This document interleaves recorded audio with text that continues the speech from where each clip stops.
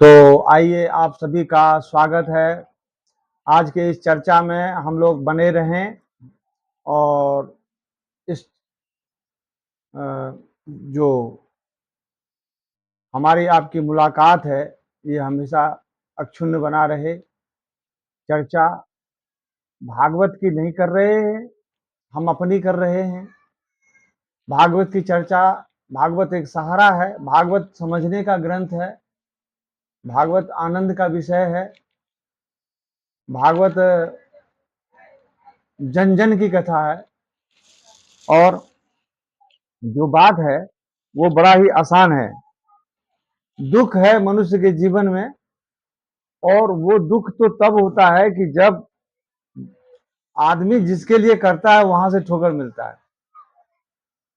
जहां भी आदमी काम कर रहा है, जिसके लिए आदमी जी रहा है, जिसको देने के लिए सब कुछ कर रहा है, जिसके लिए सब कुछ कर रहा है, समय व्यतीत किया, सारा ही कुछ किया, और वहां से जब दिक्कत आती है तब परेशानी बढ़ती है, तब दुख होता है, कष्ट होता है। जिस जीवन को जीने के लिए इतना कुछ करना पड़ता है, और उस जीवन में जित आदमी इतना भक्ति करता है, पूजा पाठ करता है, अभी जवानी में कितना जप किया, तप किया, जल चढ़ाए, पूजा किया, पाठ किया, कितना क्या क्या किया, उसका क्या मतलब रहा? मैं ये पूछता हूं कि उसका मतलब क्या है?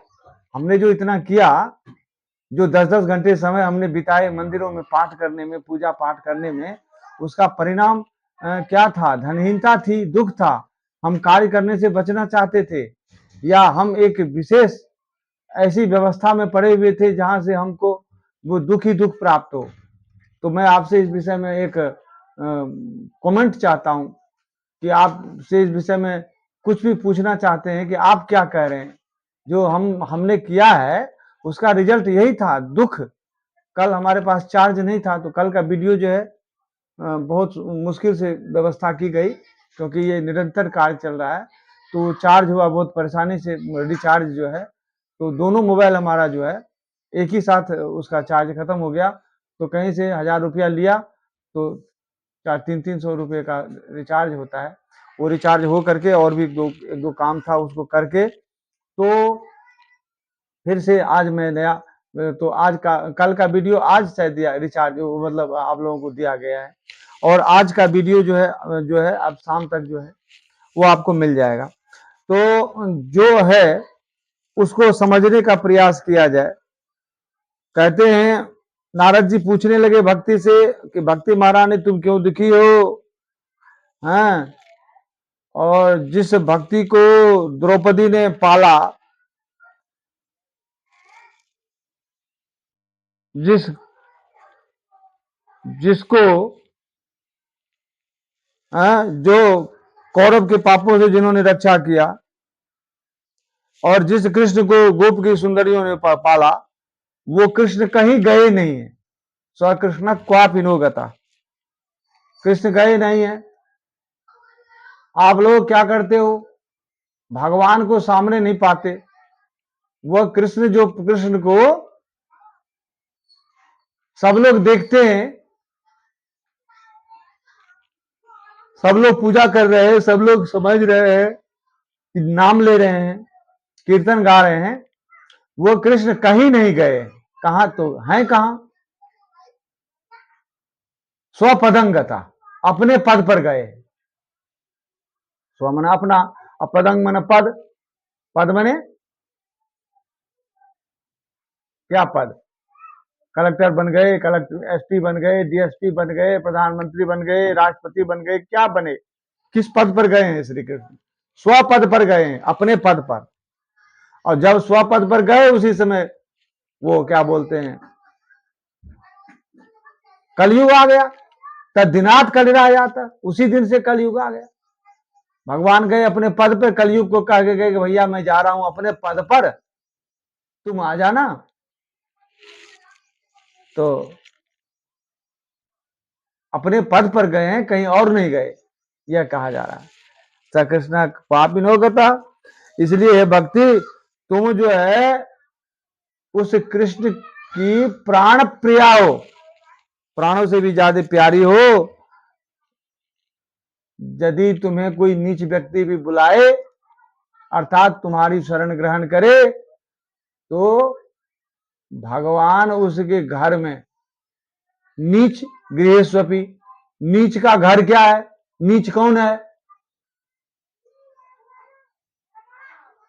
नीच कौन है? यहां नीच किसको बोला है?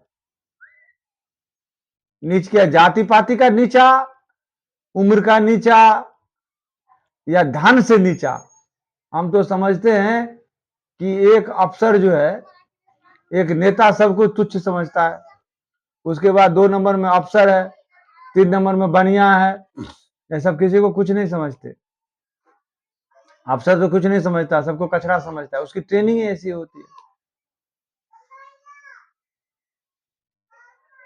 तो नीच घर में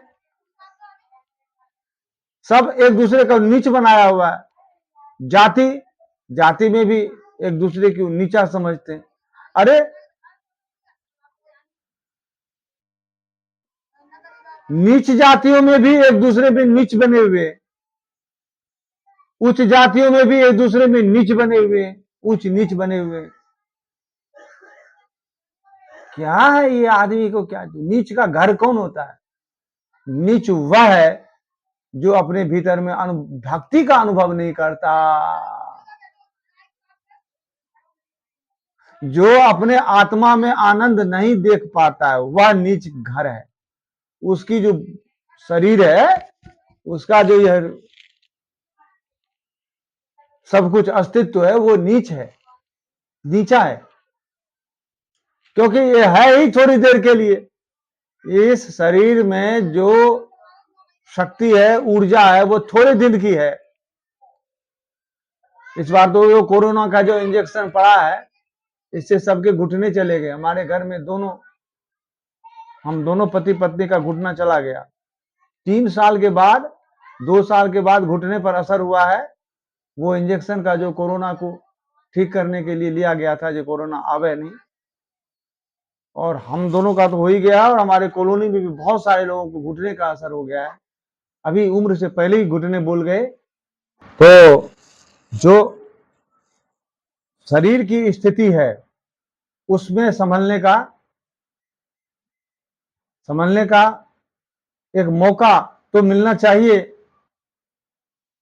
और यदि मौका मिलता है तो जल्द से जल्द अपने भीतर में व्यवस्थित हो जाओ। कहते हैं कि हो जाओ कलौ तु केवला भक्ति ब्रह्म सायुज्य कारिणी। ये जो द्वंद्व की स्थिति है, इसमें केवल भक्ति ही आत्मानंद के संयोग में, सायुज्य में नजदीक होना।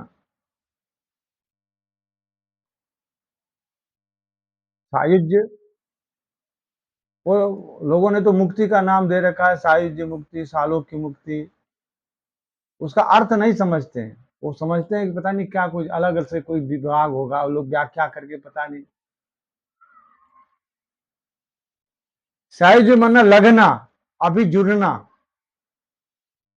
जुड़े हुए, मुक्त भी है और सांसारिक कार्य में भी लगे हुए हैं, उसको सायुज्य मुक्ति कहते हैं। तो ब्रह्म सायुज्य कारिणी इति निश्चिद्य चिद्रूप सदरूपांग त्वांग ससर्ज।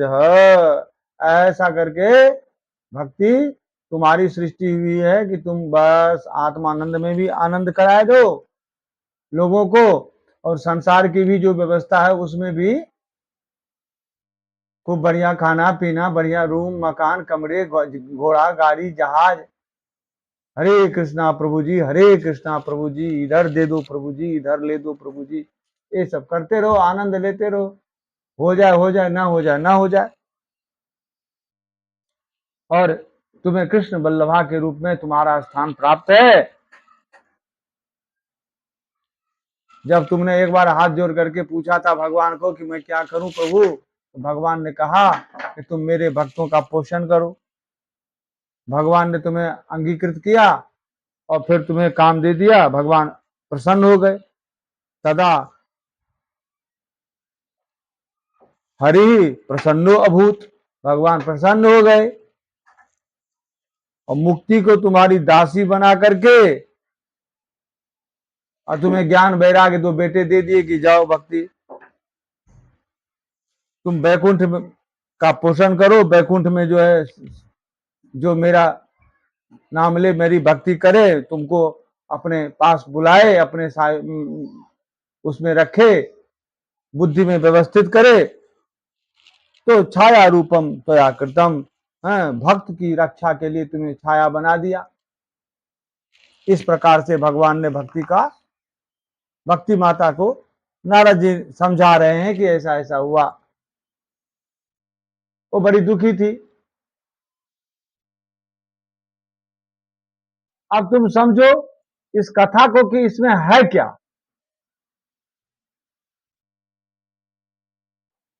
भक्ति माता कौन सी माता होती है?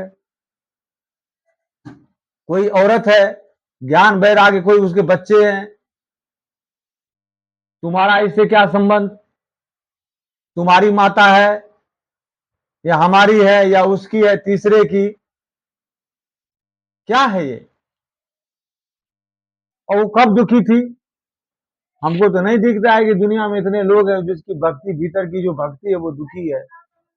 लोग तो आनंद ले रहे, अखाद्य भोजन कर रहे हैं और जो काम नहीं करने का वही कर रहे। इस संसार में लोग पता नहीं क्या क्या कर रहे हैं, क्या क्या बोल रहे हैं, क्या क्या सोच रहे हैं। और आज तो रील बनाने के पीछे पब्लिक पड़ी हुई है। अच्छा, रील में देखने में भी अच्छा लगता है, मैं भी देखता हूं। और यही जो स्थिति है, आदमी खोया हुआ है। मोबाइल ऐसा यंत्र आ गया है कि जिसमें आदमी लगा हुआ है, दिन रात पागल बना हुआ है, कुछ समझ में नहीं आता। मुक्ति भी लेना है कि भक्ति भी लेना है, भक्ति दुखी हो रही है, ज्ञान वैराग्य गड्ढे में जा रहे हैं कूदने, कौन देख रहा है? मोबाइल है तो सब कुछ है, कोई आवश्यकता नहीं। तो भागवत कथा की जो महिमा है, की जो गरिमा है, ये कलयुग में मुक्ति क्षयम प्राप्ता, मुक्ति कमजोर हो गई है, क्षय रोग से ग्रसित हो गई है। पाखंडामय पीड़िता, पाखंड के आमय से, रोग से, बीमारी से पीड़ित हो गई। इतना पाखंड है कि कहां मुक्ति दिखेगी भैया। तदाज्ञया गता शीघ्रम वैकुंठम पुनरेव सा, तुम्हारी आज्ञा से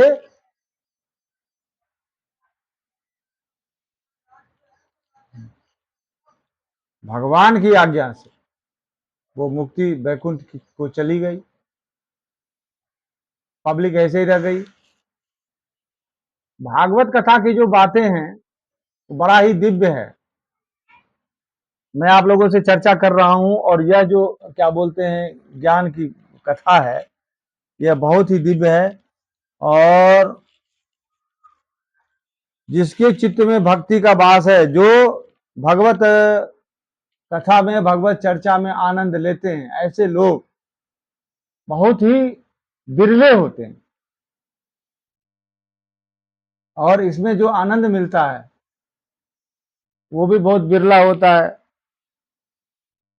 और जो भक्ति से द्रोह करते हैं वो संसार में प्राय जगह जगह पर दुखी रहते हैं। और फिर तो पता नहीं क्या क्या होता है। भक्ति द्रोह करा ये ते सिदंती जगत रहे, तीनों जगत में दुखी होते हैं। एक ऐसे ही दुर्वासा थे महाराज, पता नहीं कौन से दुर्वासा ने, कथा है, दुर्वासा जी भक्ति और भक्त की निंदा करके बहुत भारी दुख में पड़ गए। तो ज्ञान कथा लाप अलम, ज्ञान कथा से बचो, केवल भक्ति ही मुक्ति प्रदान करती है। भक्ति ज्ञान की दिव्य स्थिति है, मतलब ज्ञान और वैराग्य की माता है। तो यदि आपके भीतर में ज्ञान पक जाता है, अनुभव में आ जाता है, तो भक्ति कही जाती है। वो भक्ति नहीं कि जो तुम समझते हो आजकल, जो ये भक्ति भक्ति भक्ति हो रही है। भक्ति दिव्य है। तमाम जिसको जो चंदन ज्यादा पोत लेता है वो ज्यादा भगा संत हो जाता है, तो जो नंगे बदन रहता है वो तपस्वी हो जाता है। उघार तपी, कलयुग में वो नंगा रहना तपस्वी का लक्षण है। संत जो घुटने से कपड़ा पहने, कुर्ता न पहने, ऊपर से कपड़ा लपेट ले लाल पीला, दाढ़ी रखा ले और लंबी चौड़ी हाँकता रहे, वो संत माना जाए, ऐसा कुछ नहीं है। यह एक स्वाभाविक क्रिया है और दिव्य ज्ञान से उत्पन्न जो स्थिति है उसको भक्ति कहते हैं। मोबाइल गर्म हो जाता है तो थोड़ी थोड़ी चर्चा करते हैं, और थोड़ा थोड़ा जो है, हमारा कहने का ये मतलब है कि जो चीज आप समझना चाहते हो, जो चीज आप करना चाहते हो, वो बड़ा ही मुश्किल से मिलता है। कथा कहानियां तो आप सुनते ही हो, जानते ही हो। तमाम भागवत कथा कहने वाले तमाम कथाकार हैं, कहानी सुनाने वाले, लंबी चौड़ी हाँकने वाले बहुत हैं। इसका लक्ष्य क्या है, ये अपने आप में हमारे लिए ये कितना जरूरी है, इसको समझने वाला कोई कोई व्यक्ति है, और वो कथाकारों को तो इससे मतलब नहीं, धन से मतलब है। तो भागवत जी की जो ये व्यवस्था है, मैं आपको बताऊंगा। यह अध्यात्म बड़ा ही सुंदर है, और जो भागवत की कथा दिव्य ढंग से सुनते हैं, भागवत की कथा दिव्य ढंग से सुनते हैं, उनका हर एक ढंग से कल्याण होता है। इसी के साथ में मैं आप लोगों से विदा लेता हूं। कल फिर जो है सुनाएंगे, और आप लोग इसको बढ़ाइए, शेयर कीजिए, सब्सक्राइब कीजिए चैनल, हमें आनंद की वृद्धि के लिए।